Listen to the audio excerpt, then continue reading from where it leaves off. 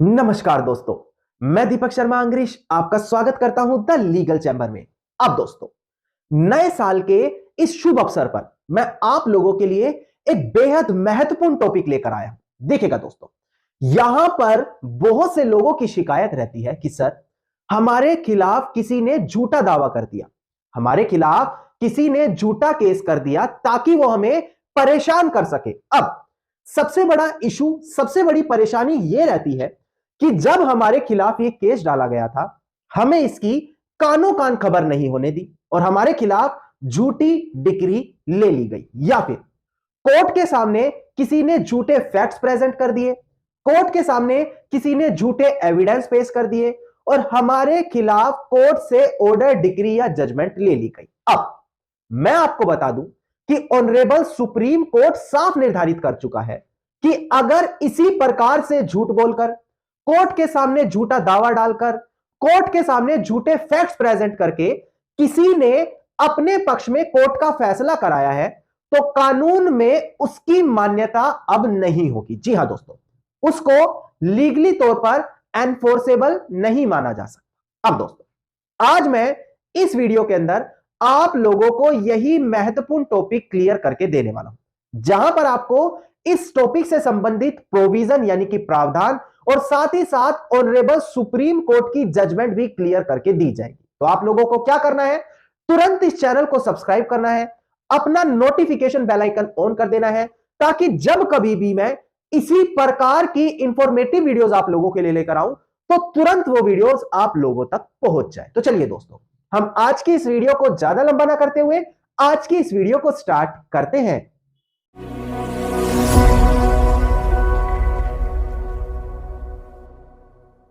अब दोस्तों, हम बढ़ते हैं अपनी आज की इस वीडियो की ओर। देखिए, आपको मैं सबसे पहले लिमिटेशन एक्ट के सेक्शन 17 के बारे में जानकारी दे दूं। देखिए, लिमिटेशन एक्ट आखिरकार होता क्या है।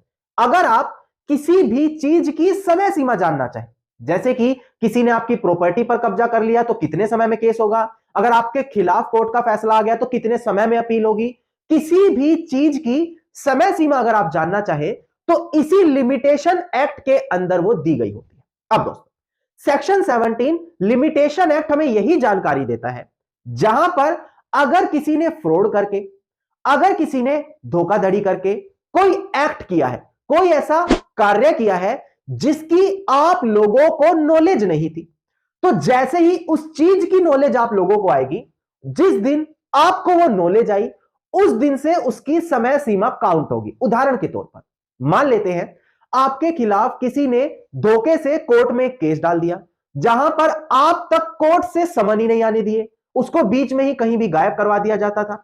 अब जैसे ही आपको 3 साल बाद, 5 साल बाद इस चीज की जानकारी होगी, उस दिन से आपकी समय सीमा गिनी जाएगी, जो लिमिटेशन एक्ट कहता है कि अगर आपके खिलाफ कोई फैसला दिया गया है तो उसके खिलाफ आप अपील में जा सकते हैं।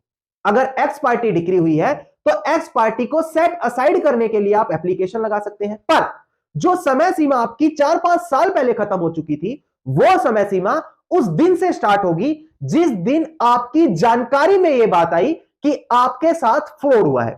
यह किसके तहत होगा? यह होगा सेक्शन 17 ऑफ लिमिटेशन एक्ट। अब तो मैंने यहां पर आपको सेक्शन 17 किस लिए क्लियर किया, वो मैं वीडियो के आगे आपको बताऊंगा। अब सबसे पहले ऑनरेबल सुप्रीम कोर्ट की एक जजमेंट क्लियर कर दूं, जहां पर यही बताया है कि फ्रॉड या कोर्ट से झूठ बोलकर, कोर्ट के सामने जरूरी फैक्ट्स छिपाकर अगर कोर्ट के पक्ष से कोई फैसला लिया गया है, वो फैसला अमान्य हो जाता है। एक बार डिस्प्ले पर ध्यान दीजिएगा, केस टाइटल आपको दिखाई देगा। देखिएगा दोस्तों, केस टाइटल था Ram Kumar versus state of Uttar Pradesh. इसका सिविल अपील नंबर है 4258 ऑफ 2022 और 28 सितंबर 2022 की ये जजमेंट है। अब दोस्तों, यहां से अब मैं आपको केस के फैक्ट्स क्लियर करता हूं। देखिए, एक किरण देवी नाम की महिला थी, जिसको एक फेयर शॉप प्राइस की शॉप अलॉट हुई थी। मतलब कि अलॉटमेंट प्रोसेस था जो किरण देवी के फेवर में आ गया था। अब जब उस किरण देवी को यह शॉप अलॉट हो गई, उसके बाद किरण देवी के ऊपर एलिगेशन लगने शुरू हो गए। एलिगेशन कैसे? कि इन्होंने धोखाधड़ी करके ये सब किया है, एलिगेशन क्या के इन्होंने माल प्रैक्टिस यहां पर की है, मतलब कि जो भी कुछ वो अलॉटमेंट हुई है वो धोखाधड़ी के प्रोसेस से हुई है। अब इस चीज की जानकारी लगाने के लिए एसडीओ ऑफिसर को अपॉइंट किया गया, जहां पर एसडीओ ऑफिसर ने भी यही रिपोर्ट दी कि भाई यहां पर यह चीज फ्रॉडली तरीके से अलॉटमेंट किया गया है। नाउ इसके बाद जो वो किरण देवी थी, उसको जो वो शॉप अलॉट हुई थी उसको कैंसिल कर दिया गया। अब किरण देवी ने कैंसिल होते ही अपीलिएंट कोर्ट के सामने दरवाजा खटखटाया। अपीलिएंट कोर्ट ने भी वहां पर यही पाया कि जब ये फ्रॉडुलेंटली तरीके से हुआ है तो किरण देवी यहां पर अलॉटी नहीं बनेगी और उस अलॉटमेंट को कैंसिल कर देना चाहिए। अब ध्यान दीजिएगा, किरण देवी ने ऑनरेबल हाई कोर्ट के सामने अब अपील डाली है, पर ऑनरेबल हाई कोर्ट के सामने उन्होंने यह बात छिपाई कि जब मेरी ये अलॉटमेंट कैंसिल की गई है, इसी बीच एक दूसरा व्यक्ति था राम कुमार, जिसको वो शॉप अलॉट कर दी जा चुकी है। अब जब ऑलरेडी अलॉटमेंट कर दी जा चुकी है तो उसको भी केस में पार्टी बनाना अनिवार्य था, पर किरण देवी ने ऑनरेबल हाई कोर्ट के सामने यह बात छुपाई, जिसकी वजह से ऑनरेबल हाई कोर्ट ने किरण देवी के पक्ष में फैसला दे दिया। ना दोस्तों, अब जो राम कुमार नाम का व्यक्ति था जिसको बाद में यह शॉप अलॉट हो गई है, उसने ऑनरेबल सुप्रीम कोर्ट का दरवाजा खटखटाया कि भाई देखो, शॉप तो मुझे अलॉट हो चुकी है, किरण देवी के टाइम में तो बताया जा रहा है कि फ्रॉडली तरीके से सारा काम हुआ है, वो तो इलीगल है। और किरण देवी ने भी ऑनरेबल हाई कोर्ट के सामने ये इंपॉर्टेंट सर्कमस्टांसेस और फैक्ट्स को छिपाया कि शॉप ऑलरेडी अब दूसरी पार्टी को यानी कि राम कुमार को अलॉट हो चुकी है, जिसको हाई कोर्ट के अंदर पार्टी बनाना अनिवार्य हो जाता था। नाउ दोस्तों, ऑनरेबल सुप्रीम कोर्ट ने यहां पर एक बेहद बड़ी जजमेंट का रेफरेंस दिया है। एक बार मैं डिस्प्ले पर दिखाकर वो जजमेंट भी क्लियर कर दूं, इसके बाद आपको बताऊंगा ऑनरेबल सुप्रीम कोर्ट ने यहां पर क्या क्लैरिफिकेशन दी। एक बार आप लोग डिस्प्ले पर ध्यान दीजिएगा ताकि एक एक शब्द आपको उस जजमेंट का क्लियर हो जाए। देखिएगा दोस्तों, डिस्प्ले पर देखिएगा, जजमेंट का नाम है SP Chengalvaraya Naidu dead through legal representative by Jagannath dead through legal representative and other. यहीं पर यही हेल्ड किया था कि अगर कोर्ट के सामने रेलिवेंट या मटेरियल डॉक्यूमेंट को डिस्क्लोज यानी कि ओपन नहीं किया जाता, कारण क्योंकि इससे आप एक बेनिफिट, एक ऐसा एडवांटेज लेना चाहते हैं जिससे आपके पक्ष में फैसला आ जाए, तो ये फ्रॉड कंसीडर किया जाएगा। जैसे कि प्रेजेंट केस में किरण देवी ने राम कुमार को पार्टी नहीं बनाया। अब यहां पर कहा गया अगर ऐसे धोखाधड़ी करके कोई जजमेंट या डिग्री कहीं से ले भी लेता है तो उसको नलिटी माना जाएगा, यानी कि कानून में उसको यही कंसीडर किया जाएगा कि वो अगर फ्रॉड तरीके से ली गई है तो उसकी कोई वैल्यू नहीं है, वो यहां पर नल एंड वॉइड मानी जाएगी।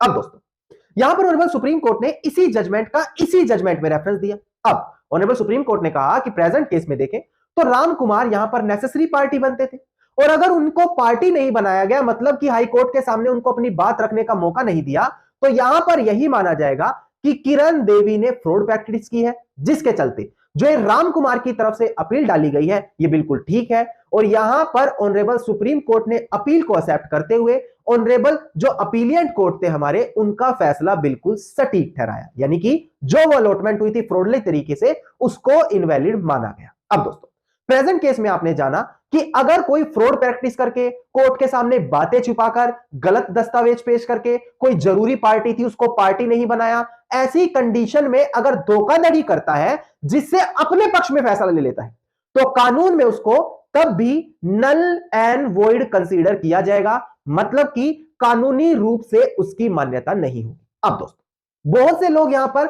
यह जजमेंट देखकर खुश हो गए होंगे, पर बहुत से लोग यह बोलेंगे कि काश हमें यह जजमेंट 4 साल पहले, 5 साल पहले, 6 साल पहले पता होती। अब देखिएगा दोस्तों, मैं आपको बता दूं कि मैंने इस वीडियो की स्टार्टिंग में सेक्शन 17 क्लियर किया था कि जिस दिन आपकी नॉलेज में फ्रॉड आएगा, कानूनी रूप से यही माना जाएगा कि उसी दिन आपको उस बारे में पता लगा और उस दिन से आपकी समय सीमा काउंट होगी। मतलब कि अगर आपको आज ही पता लगता है कि आपके खिलाफ धोखाधड़ी करके कोर्ट का फैसला लिया गया है, तो जो उसके खिलाफ अपील करने की 60 दिनों की 60 डेज की समय सीमा है, वो आज से ही शुरू मानी जाएगी।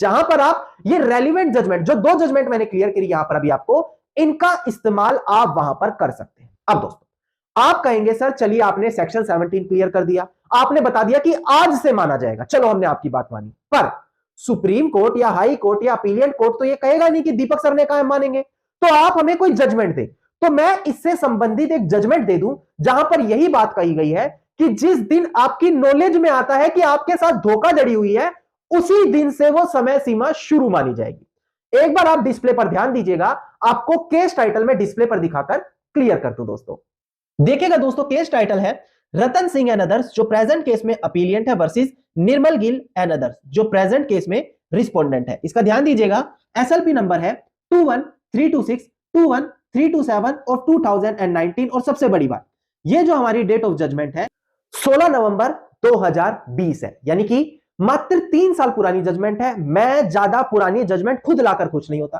क्योंकि ऐसा लोगों को फिर लगने लगता है कि कितनी पुरानी है, क्या पता ओवर रूल्ड हो गई। अब ध्यान दीजिएगा, इस प्रेजेंट जजमेंट में ऑनरेबल सुप्रीम कोर्ट ने क्या क्लियर किया था, देखिएगा दोस्तों डिस्प्ले पर। यहां पर ऑनरेबल सुप्रीम कोर्ट ने कहा कि देखिए भाई, अगर सेक्शन 17 लिमिटेशन एक्ट का किसी को इस्तेमाल करना है तो दो चीज उसको दिखानी पड़ेगी। पहला कि कब उसको उस फ्रॉड के बारे में जानकारी हुई, दूसरा कि उस प्रेजेंट केस में फ्रॉड होना भी चाहिए। अब ध्यान दीजिएगा, ऑनरेबल सुप्रीम कोर्ट ने कहा कि देखिए, सेक्शन 17 जो लिमिटेशन एक्ट है वो फ्रॉड का वहां पर इफेक्ट के बारे में बात करता है कि अगर किसी के साथ फ्रॉड हुआ है, धोखाधड़ी हुई है, तो जो लिमिटेशन टाइम है सूट फाइल करने का, उस पर फर्क पड़ेगा। कैसे फर्क पड़ेगा? जैसे कि अगर कोई केस डालता है वहां पर फ्रॉड के बेस पर, तो वो टाइम पीरियड कब से शुरू होगा? वो उसी दिन से शुरू होगा जब से प्लेंटिफ या एप्लीकेंट ने उस फ्रॉड के बारे में डिस्कवरी की थी। यानी कि जिस दिन आपको जानकारी हुई, जिस दिन आपकी नॉलेज में आया कि आपके साथ फ्रॉड हुआ है, उस दिन से वो समय सीमा गिनी जाएगी, चाहे वो कोई भी कंडीशन हो, चाहे फ्रॉड करके केस अपने पक्ष में कराया हो, चाहे फ्रॉड करके आपकी जमीन बेच दी हो, क्योंकि आपको पता है सेल डीड को चैलेंज करने की समय सीमा 3 साल की है, चाहे आपको पता है फ्रॉड करके किसी को गिफ्ट कर दिया, कोई भी कंडीशन, अगर फ्रॉड वहां पर हुआ है और आपको उस बारे में जानकारी नहीं है, तो जिस दिन आपको उस फ्रॉड की जानकारी हुई, उस दिन से समय सीमा होनी शुरू होती चली जाएगी। यानी कि आप यह दिखा पाएंगे कि हमें फ्रॉड की आज ही जानकारी हुई, और धोखाधड़ी से अगर आपके खिलाफ केस अपने पक्ष में कराया गया है, तो पिछली जजमेंट इस्तेमाल करके आप उस केस की सारी चीजें कोर्ट के सामने रख भी पाएंगे। धन्यवाद दोस्तों, उम्मीद करता हूं आज की वीडियो आप लोगों के लिए लाभदायक जरूर साबित होगी। मैंने नए साल के शुभ अवसर पर यह छोटा सा तोहफा उन लोगों को दिया है जो यहां पर बड़ी धोखाधड़ी के शिकार हुए हैं। अगर आपको मेरी तरफ से किए गए एफर्ट अच्छे लग रहे हैं तो छोटा सा अनुरोध है, वीडियो को अभी लाइक करें, अपना कमेंट करें और ज्यादा से ज्यादा शेयर दें। इसके अलावा अगर आप इसी प्रकार की इंफॉर्मेटिव वीडियोस रोजाना पाना चाहते हैं तो चैनल को सब्सक्राइब करके नोटिफिकेशन बेल आइकन आप जरूर दबा दें।